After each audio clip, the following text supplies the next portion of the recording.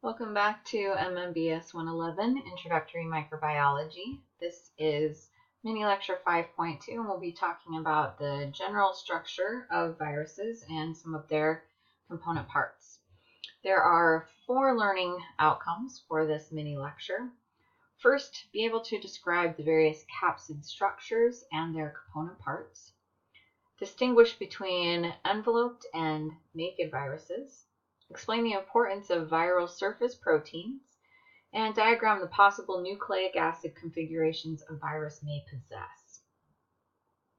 So this diagram is actually from your textbook, and it just compares viruses to other microorganisms that we study in this course. And as you can see, the majority of viruses are significantly smaller than all other microorganisms.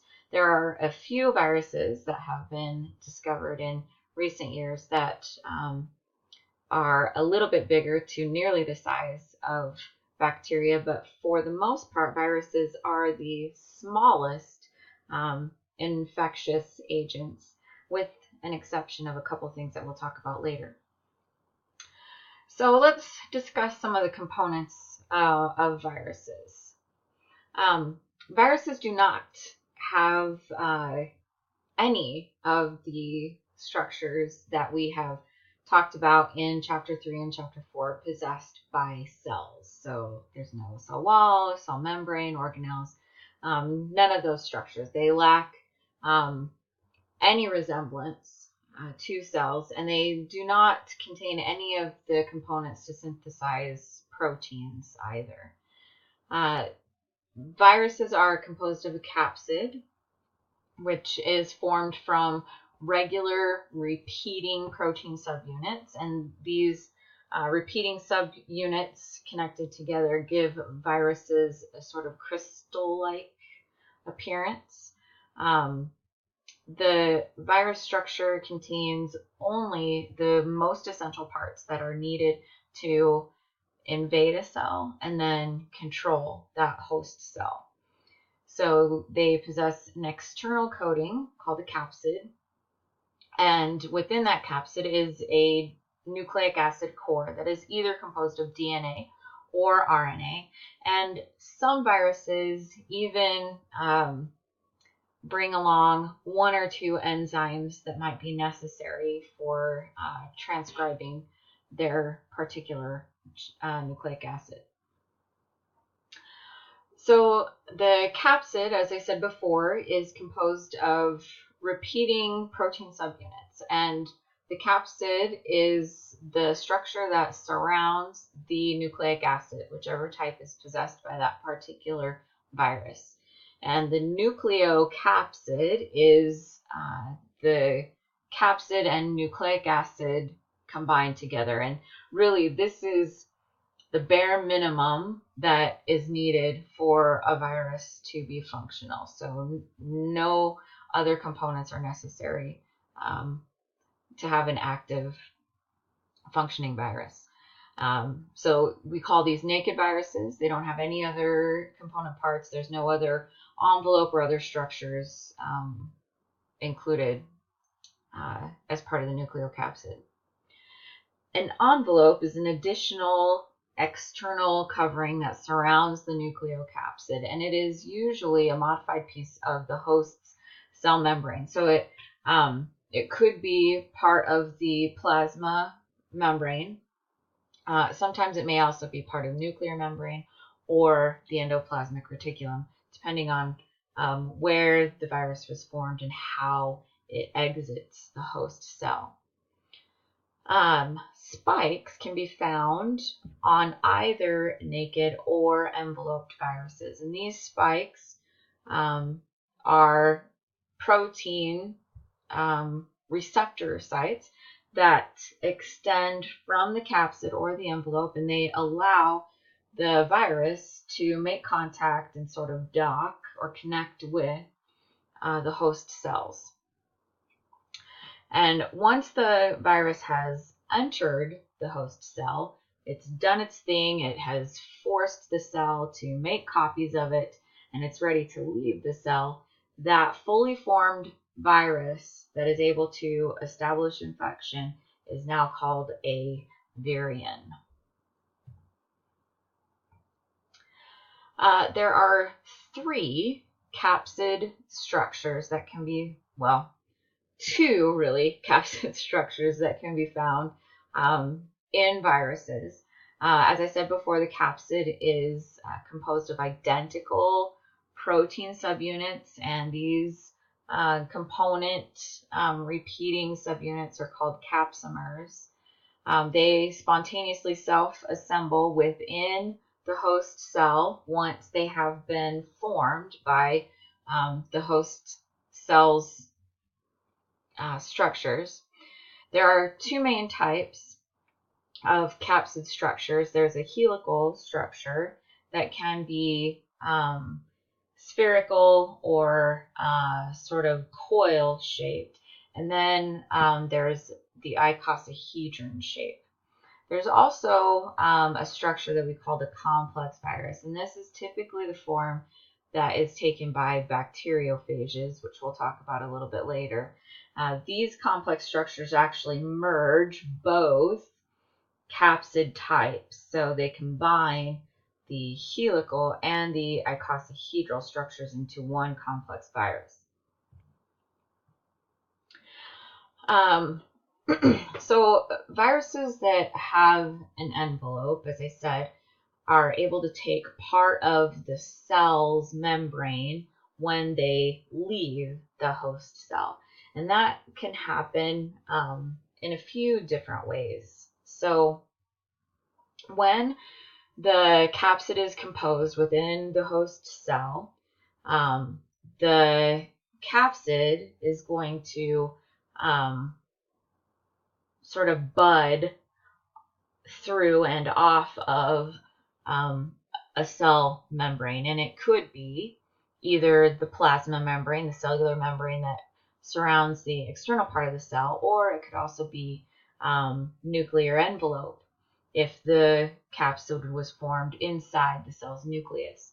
It could also be part of the endoplasmic reticulum membrane if the virus was formed in the if part of the DNA was formed in the cell's nucleus and then moved into the ER to complete that formation, and then the capsid was formed inside the endoplasmic reticulum.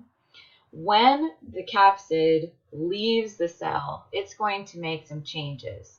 The membrane proteins that are found within the host cell's membrane are going to be replaced with viral proteins.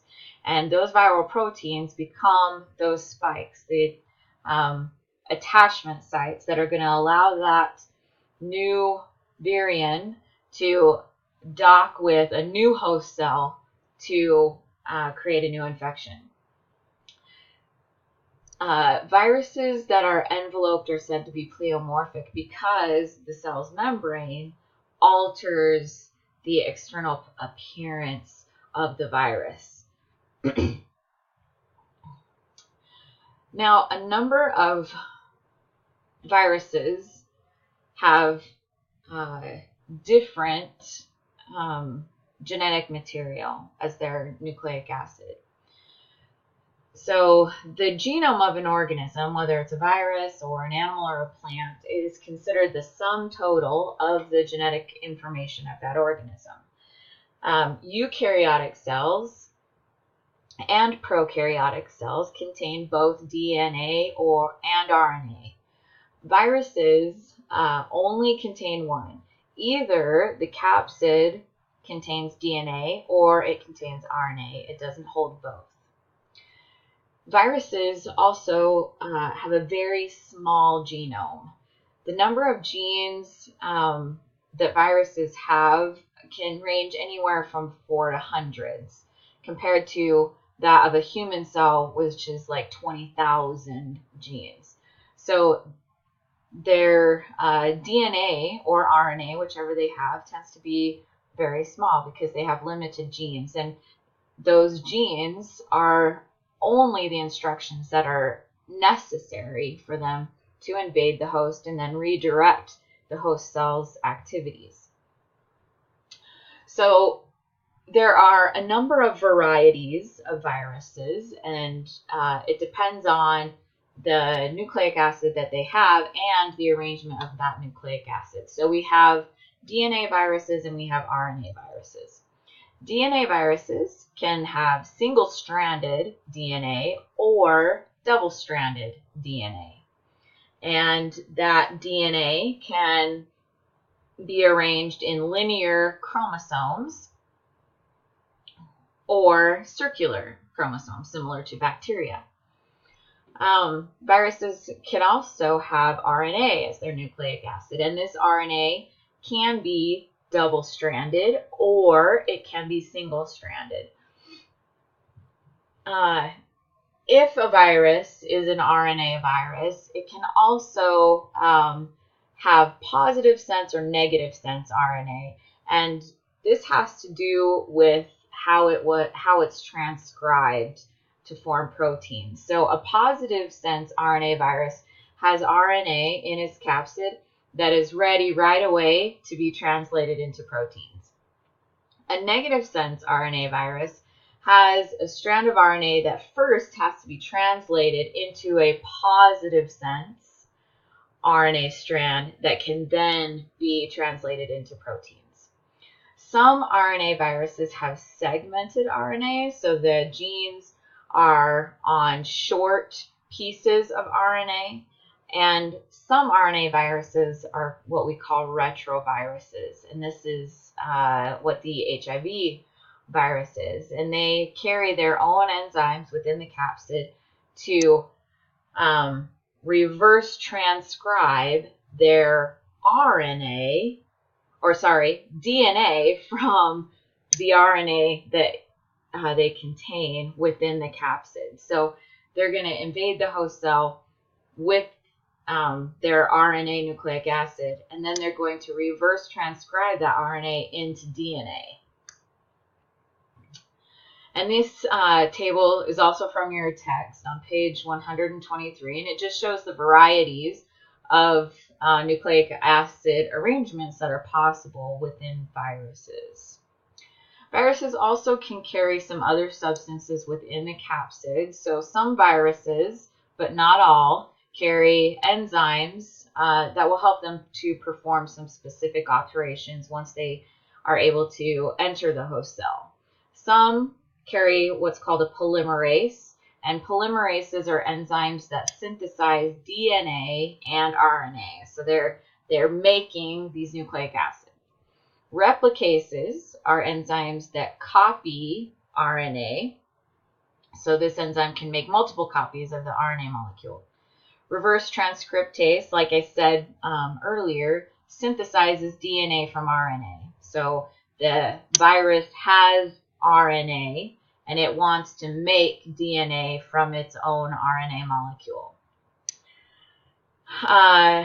Viruses, however, completely lack the genes to synthesize any metabolic enzymes. So they have to hijack the host cells for those things. And once a virus leaves the host cell, sometimes it takes substances with it. Retroviruses are known to borrow and take with them the host's transfer RNA molecules.